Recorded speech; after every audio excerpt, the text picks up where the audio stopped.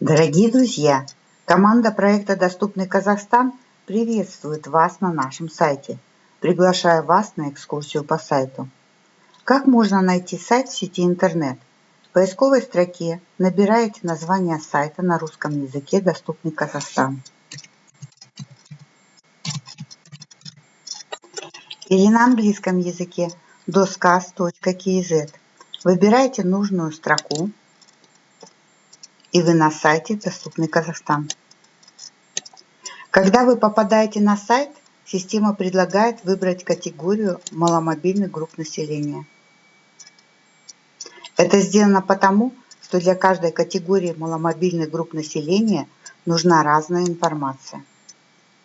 После этого система просит выбрать город, в котором вы находитесь.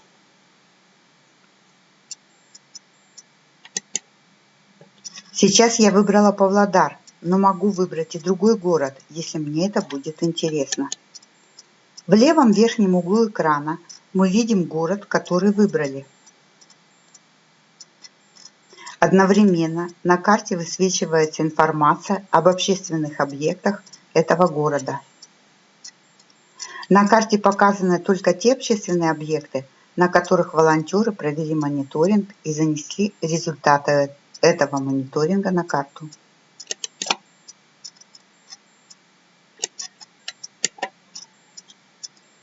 Перейдем к разделам нашего сайта. Первый раздел, собственно, это интерактивная карта доступности. Мы можем увидеть информацию по конкретному населенному пункту, городу, селу, а также по всей нашей стране.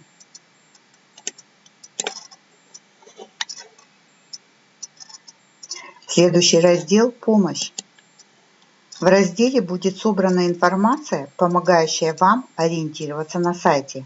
В данный момент мы этот раздел разрабатываем, но уже сейчас могу сказать, что путеводитель будет размещен именно в этом разделе. Следующий раздел называется «О карте». В этом разделе опубликована краткая информация о том, для чего нужна эта карта, что такое безбарьерная среда, как на карте обозначаются доступные и недоступные объекты, что подразумевается под терминами «доступный», «частично доступный» или «недоступный объект». И еще здесь размещена информация о том, кто участвует в проекте, а также про наших спонсоров. И как можно получить техническую поддержку в случае возникновения каких-либо проблем при работе с сайтом. Ну и, конечно, как вы, волонтеры, можете помочь нам с наполнением контента сайта. Еще один раздел нашего сайта – медиатека. Здесь размещены различные материалы, которые могут вам пригодиться. Обучающие курсы, тренинги и вебинары, видеоролики о наших друзьях и видеорепортажи о важных общественных объектах, методические материалы, которые мы разрабатывали в помощь экспертам и волонтерам, интересные статьи по доступности и результаты исследований, которые проводили наши партнеры, а также объявления о каких-либо мероприятиях, которые мы или наши друзья планируем провести. Здесь вы можете выбрать период публикации материалов за все время, за год, за месяц, за конкретный период. Следующий раздел «Контакты». Здесь указан телефон, по которому вы можете связаться с администратором сайта «Доступный Казахстан» или написать письмо, на которое мы обязательно ответим в наикратчайшие сроки. Для этого необходимо заполнить форму. Имя, фамилию, электронную почту, выбрать из списка город, в котором вы проживаете, ну и само сообщение.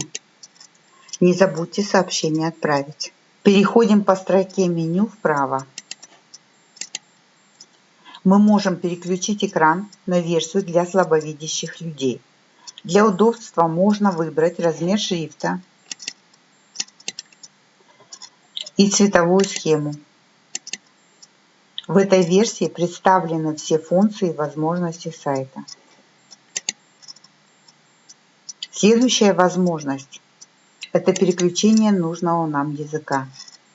Информация представлена на 3 языках – казахском, русском, английском. Ну и последний раздел – это регистрация на сайте. Для чего необходимо зарегистрироваться? Вы можете смотреть информацию на сайте, но вносить данные о каких-либо объектах можно только после регистрации. В следующей части путеводителя я расскажу о том, какая информация представлена на интерактивной карте. До встречи!